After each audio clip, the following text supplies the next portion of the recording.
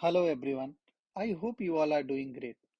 Today I came up with one of the most interesting topic, that is Ansible interview series. So let us begin. What is the difference between pull-based and push-based mechanism in configuration management tool? Name all tools and are they push-based or pull-based? So in pull-based model, the nodes are dynamically updated with the configuration that are present in the server. In push-based, centralized servers pushes the configuration on the node. Let us understand deep about pull-based model. So, in this type of configuration management tool, the nodes pull the configuration information from the server. A small software called agent or client is installed on every node. This agent or client will be pulling the codes at regular interval. Now, if there is any mismatch, these agents will be making sure that all the configuration level changes which has happened already on the servers is pulled to the particular node. This means that it's always agent or client that initiates communication, not the main server. The most important point is which all tools which are using pull-based model. So Chef and Puppet are the good examples of such configuration management tool. So both in Chef and Puppet, we are installing agents on the target node in every systems. Now, Chef and Puppet is the best candidate which is using pull-based model. What is push-based model? In this type of configuration management tool, the main server where the configuration data is stored pushes the configuration to the node. So it is the main server that initiates communication, not the nodes, which means that agent or client may or may not be installed on each node. Ansible is an example of push-based configuration management tool that does not need an agent to be installed on the node. SaltStack is an example of push-based configuration management tool that needs an agent. The agent name is Minion to be installed on nodes. In both cases, it is the main server that starts the communication and sends the configuration data to the nodes without the nodes asking for it. So now we understood pull-based mechanism is used by Chef and Puppet. Push-based mechanism is used by Ansible and SaltStack. How many ways to connect to nodes for running Ansible playbooks? In the very first lecture, we have done passwordless connectivity between source machine and target machine. Source means controller machine and all the nodes in your infrastructure. So the very first method is passwordless way, where we copy our SSH keys to the target machines. Second, we can specify our Ansible SSH user and Ansible SSH password in the inventory file directly. Passing the password at runtime using -small k and -capital K or --ask password. So how we can run our playbook? Ansible -playbook -I denotes inventory and then your inventory file name, playbook name, -small k and -capital K. This is also one of the way to pass your passwords while running your playbooks at the runtime. The other way is passing SSH keys while running your playbooks, like Ansible-playbook -I inventory file name, playbook name, --key file, and your PEM key file you can pass at the runtime. So these are the different ways which you can use to run your Ansible playbooks in the target machine or target node. What is Ansible gather facts? Ansible collects pretty much information about the remote host as it runs the playbook. The task of collecting this remote system information is called as gathering facts. by Ansible, and details collected are generally known as facts or variables. Ansible setup module does the same action what gathering facts does during the Ansible playbook execution. In fact, gathering underscore facts uses setup module to collect the facts. These Ansible facts would be collected for each host in your host group before the playbook execution until you disable it explicitly by defining gather underscore facts colon space false. So, what we understood by gather facts? That gathering fact is one of the ways by which Ansible will collect all the target node informations. Those informations can, collection can be disabled by using gather underscore facts false. What is idempotency? An operation is idempotent if the result of performing it once is exactly same as the result of performing it repeatedly without any intervening actions. In mathematical terms, idempotency can be seen when we multiply x by 1. It doesn't matter how many times we perform these operations, the result x is the same. So, in case of Ansible, if you run your playbooks 100 times, so it will not impact anything in your system. That is the concept of idempotency. So, in production system, if somebody has executed the playbooks 10 times, it doesn't matter.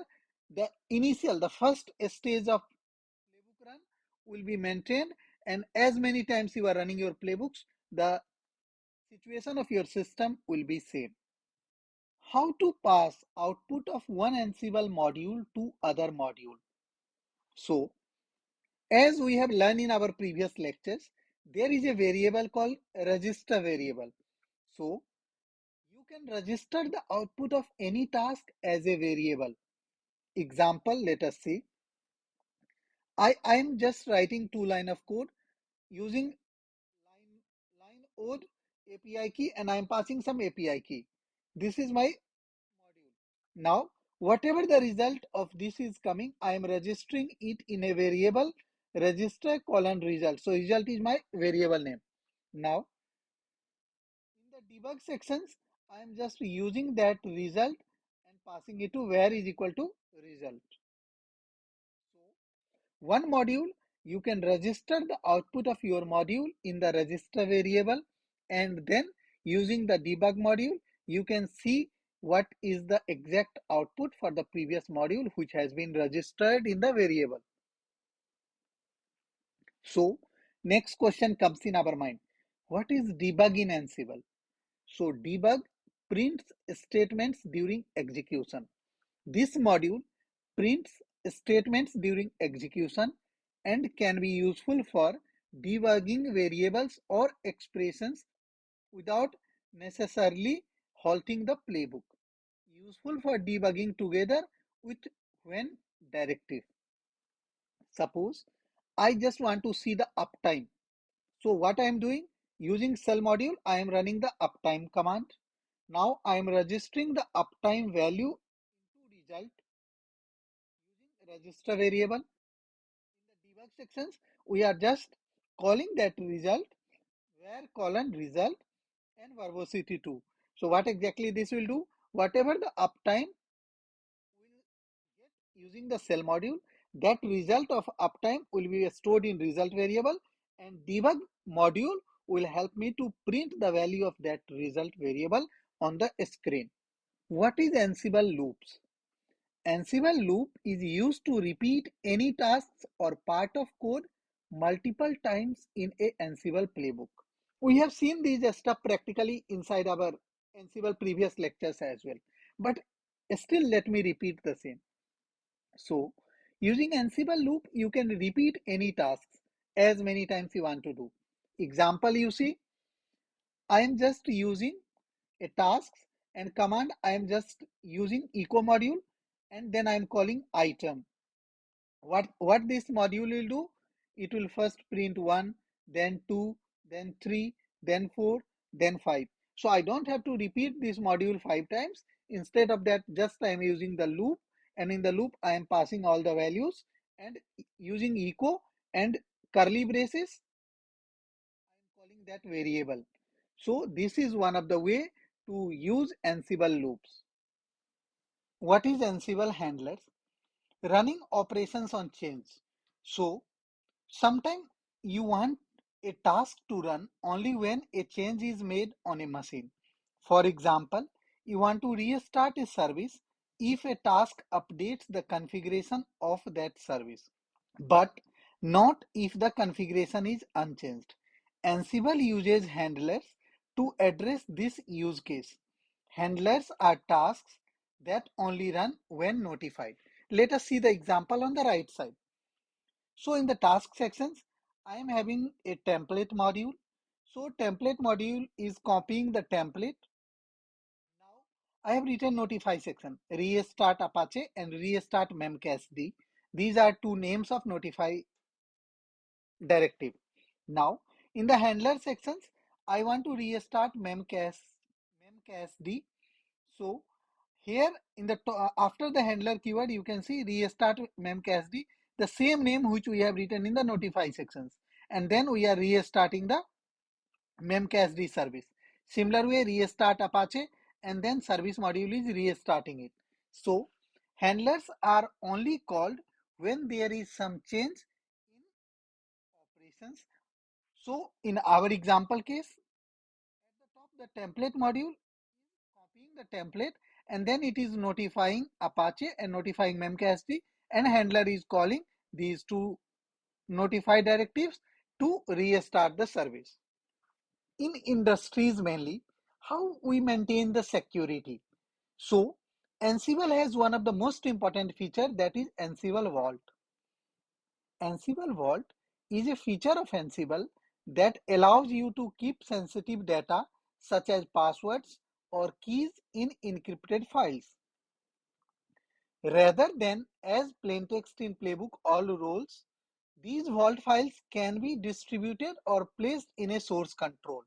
So Ansible Vault is one of the features using which we can encrypt our plain text or even playbooks or roles to make sure that everything is encrypted, everybody cannot read them. So to enable this feature, a command line tool Ansible-Vault is used to edit files, and command line flag --ask -vault-pass or --vault password -file or -vault ID is used. Alternatively, you may specify the location of password file or command Ansible to always prompt for password in your ansible.cfg file. These options require no command line flag uses. What is Ansible plugin? So, plugins are pieces of code that augment Ansible's core functionalities. Ansible uses a plugin architecture to enable a rich, flexible, and expandable feature set. Ansible ships with a number of handy plugins. You can easily write your own. So, lot of plugins, like you have module is a plugin. You can have n number of modules which is already existing, or you can create your new module as a plugin which is part of a module is one of the plugin which is available with Ansible. Similar way, we have shell plugins, we have a strategy plugin, we have terminal plugins, callback plugins, cache plugin. So what is mainly plugin? Plugin is a piece of code that augments Ansible core functionality. So to enhance the functionalities in Ansible, we have multiple plugins available. Those plugins are like plug and play. So those you can have multiple plugins to enable the flexibility and feature in your Ansible. Module is one type of the plugin only, which is available in Ansible. What is Ansible roles and why it is used? Roles let you automatically load related variables, files, and other Ansible artifacts based on a known file structure. After you group content in role, you can easily reuse them and share them with others. We have a separate dedicated lecture on Ansible rules. Just understand, rules are the way to organize your playbooks and add the reusability feature to your playbooks. Like somebody has created a role, you can call that role directly inside your playbooks. When you create a role, you use Ansible-Galaxy space init and your role name. When you create roles, multiple folders are automatically getting created. That is tasks folder, handlers folder, defaults folder, variables folder, files folder, templates folder, and meta folder. And inside these folders, you can put, like in the where folder, you can put variables. In the files folder, you can put multiple files. In the templates, you can keep lot of templates. In the task sections, all the Ansible playbooks will be kept. In the handler sections, you can put all the handlers. What is Ansible controller machine? The machine from which you can run Ansible command line interface tools like Ansible-Playbook, Ansible, Ansible-Vault, and others. You can use any computer that meets the software requirement as a control node. Laptops, shared desktops, and servers can all run Ansible. Multiple control nodes are possible, but Ansible itself does not coordinate across them. What exactly I mean by the controller machine. So controller machine is the machine where exactly Ansible software is installed. You can have multiple controller machine in your organizations, but each controller machine will be acting separately. There is not any communications happening between multiple controller machine. So controller machine is the machine where you will be writing your playbook, and from controller machine, you will be pushing your code to all your target nodes. Does Ansible need any agent for running playbooks? No, Ansible does not require a software agent to be running on remote host it manages. Instead, it relies on the trusted management port you are already using on a daily basis to log into your servers, that is Secure Shell or SSH on Linux. And in Windows system, we have WinRM on Microsoft based systems. What is difference between adhoc commands and playbooks? To put simply, I'll say Ansible adhoc commands are one-line Linux shell commands, and playbooks are like a shell script, a collective of many commands with logic. Ansible adhoc commands come handy when you want to perform a quick task. So adhoc commands are like, in one line you run some command, it will directly connect to the target system and it will run that command. But when you have thousands of lines of code, you can't run it as a ad hoc command. Then you write it in form of your scripts and you run. That is called your Ansible playbooks. What is Ansible modules? Ansible modules are reusable, stand-alone script that can be used by the Ansible API or by Ansible or Ansible playbook programs. They return information to Ansible by printing a JSON string to a standard out before exiting. So generally we have used lot of Ansible modules in our previous lab exercises like user module, service module, yum module, get URL module, debug module, ping module, group module, shell module, command module, copy module, template module, and many more modules are there. So modules mainly help us to run our scripts on a dedicated target system. What are similar tools like Ansible? We have Puppet, Chef, and SaltStack, which is almost similar like Ansible. What is difference between Terraform and Ansible? Terraform is a tool designed to help with deprovisioning and deprovisioning of cloud infrastructure using an infrastructure as a code approach. It is highly specialized for this purpose. On the other hand, Ansible is a more general tool that can be used for automation across various domains. Both Terraform and Ansible have strong open source communities and commercial products that are well supported. So, we have a very important question. What is difference between Terraform and Ansible? So Terraform is a provisioning tool, Ansible is a configuration management tool. Terraform follows declarative infrastructure at a Terraform follows a declarative infrastructure at a code approach. Ansible follows a procedural approach. Terraform is best fit for orchestrating cloud services and set up cloud infrastructure from scratch. Ansible is mainly used for configuring servers with write software and update already configured resources. Terraform does not support bare metal provision by default. Ansible support provisioning of bare metal servers. Bare metal servers means physical servers. Terraform it does not provide better support in terms of packaging and templating. Ansible it provides full support for packaging and templating. Terraform is highly depends on life cycle or state management. Ansible it does not have any life cycle management at all. How to set up Ansible in Linux? In CentOS based operating system, you can just run command. You can update your EPEL version. So yum install EPEL-release and then you can run yum install Ansible. If you are using Ubuntu systems, you can run apt update, then apt install software properties common, and then you can update your repositories and you can run apt install Ansible, which will install Ansible in your Ubuntu based systems. What is Ansible Galaxy? Ansible Galaxy is essentially a large public repository of Ansible roles. So Galaxy is a place where almost many roles which has been created by community peoples and those are uploaded along with their readme files.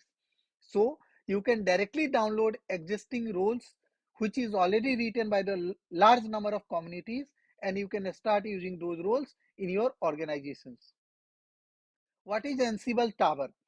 Ansible Tower is a graphical user interface, web-based solution that makes Ansible more easy to use for IT teams of all kinds. It is designed to be hub for all your automation tasks. Tower allow you to control access to who can access what, even allowing sharing of SSH credentials without someone being able to transfer those credentials.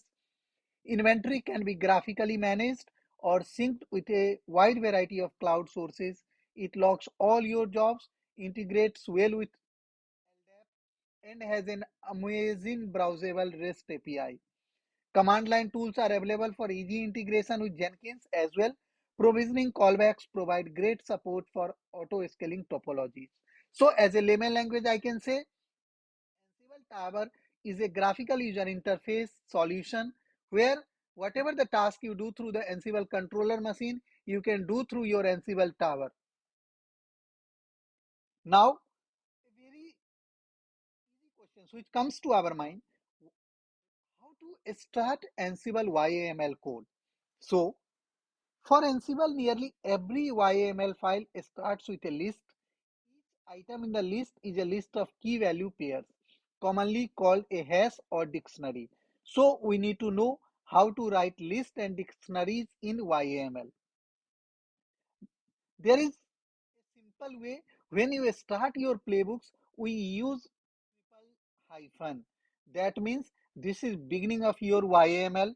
To end your playbooks, you can write you can write dots at the end, but we can leave it as well. But in the beginning, we always start with triple hyphen. That means your YML file is beginning.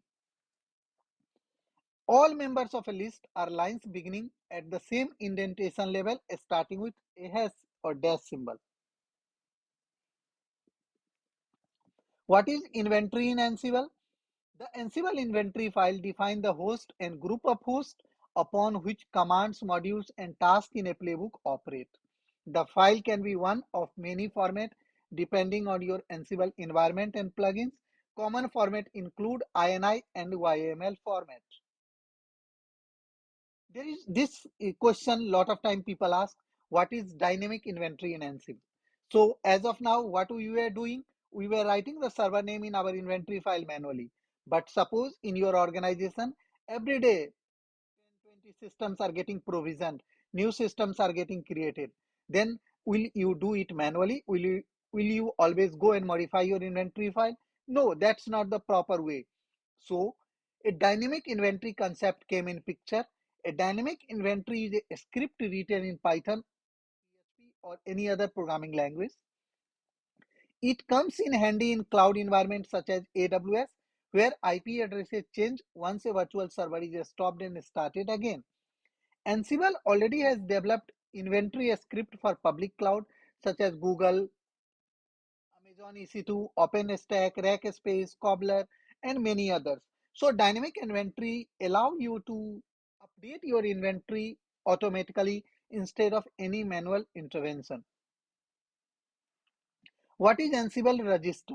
So Ansible register is a way to capture the output from task execution and store it in a variable. We have seen this in previous interview questions example as well.